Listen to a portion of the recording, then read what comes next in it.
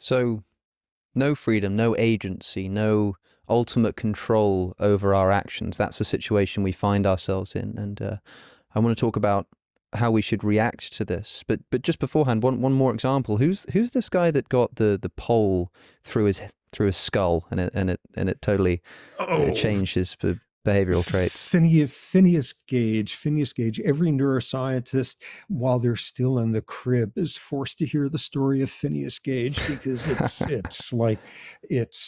it's ground zero for neuroscientists having something useful to say about free will. 1840s, Phineas Gage was working on a railroad construction line. Somebody screwed up something with some dynamite and did what they weren't supposed to do, and it blew a 3 foot long, 13-pound metal rod when it exploded into Gage's eye and out the top of his head, his forehead, and in the process landing 13 feet over. From there, in the process, it also took out his frontal cortex, which was like nicely splattered all over the acreage there. So Gage just had his. It went all the way through and came out the other side. Yes, yes. And if you ever find yourself at Harvard's medical school and go into their library, they have Phineas Gage's skull is on display there, and you could see the entry point and the exit point and the pole that's on display there also. So Whoa. Gage gets up, which is amazing in and of itself. This thing went through at sufficiently high speed that it cauterized every blood vessel. And like Wow. he stands there, and he and some of his construction crew compatriots go into town where a doctor looks in the empty space there and diagnoses things, saying you have a hole in your brain there. And as epically described as Gage was no longer Gage, he had a massive transformation in his personality. He was the foreman of this railroad construction crew. He was this sober, God-fearing, church-attending, sobrietous, reliable, self-disciplined guy. And overnight, literally overnight, he was turned into this foul-mouthed, profane, disinhibited guy who wasn't able to work for years and years afterward. Gage was no longer Gage. And this was the first very unsubtle example that material stuff inside your head is essential to what makes us us. And, Gage is a simple case. Wow, here's Gage who, like, 2 years later is cursing loudly in church, blaspheming, all of that.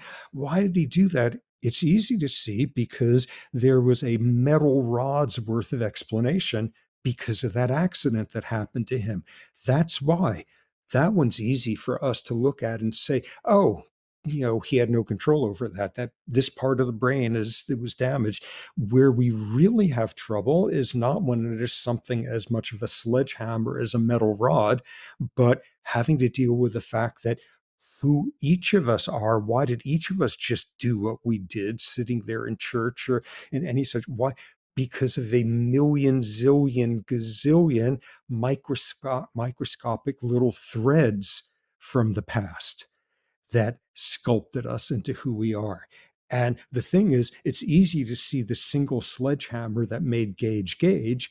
And it's so much harder for us to accept that you put all those zillion microscopic threads of your past together, and it is going to be as powerful as a metal rod blasting through your head. It's just harder to see distributed causality. A lot of it we don't even know about yet how it works. A lot of it is just probabilistic. But put all those threads together, and there's nothing but the conclusion that you are nothing more than everything that came before that turned you into the sort of person that you are right now.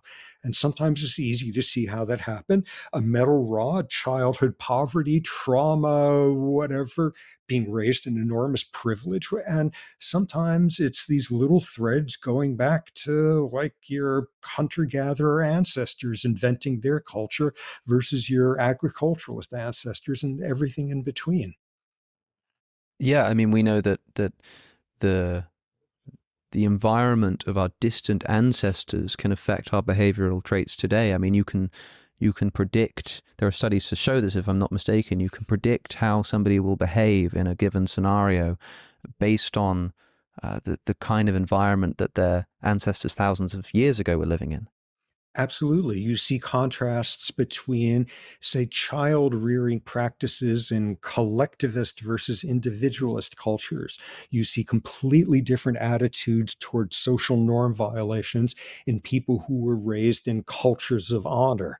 Cultures of honor, your ancestors were cow people or camel people or goat people, nomadic pastoralists, where if somebody affronts you, you come back and you flatten them with 10 times the retribution, because if they take your camel today and you do nothing about it, tomorrow they're going to take the rest of your camels and your children as well or something.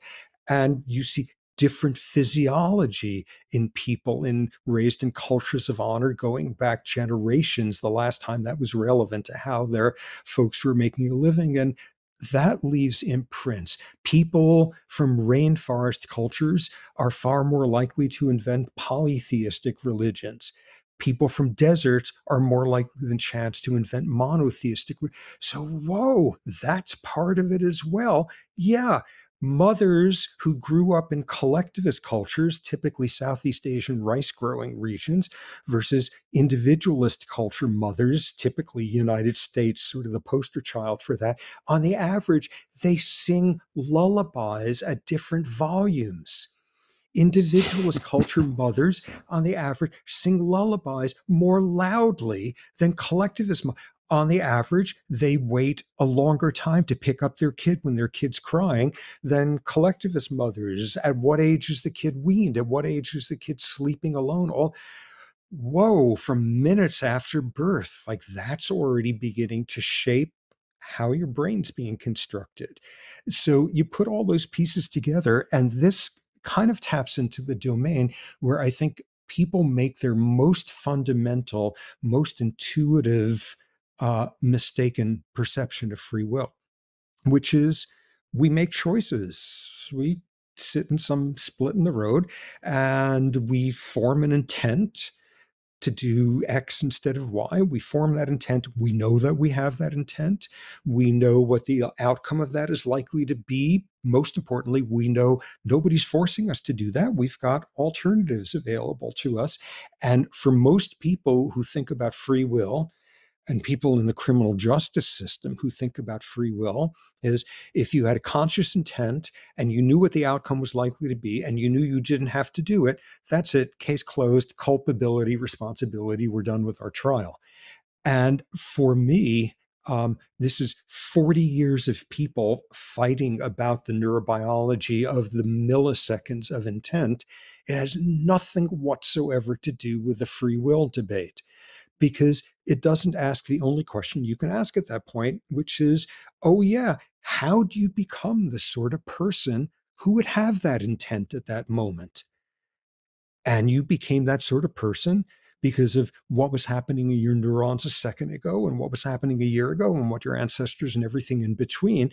And simply looking at from the moment you form an intent and then consciously choose to act on it is like trying to figure out what a book is about by only reading the last sentence of the entire book.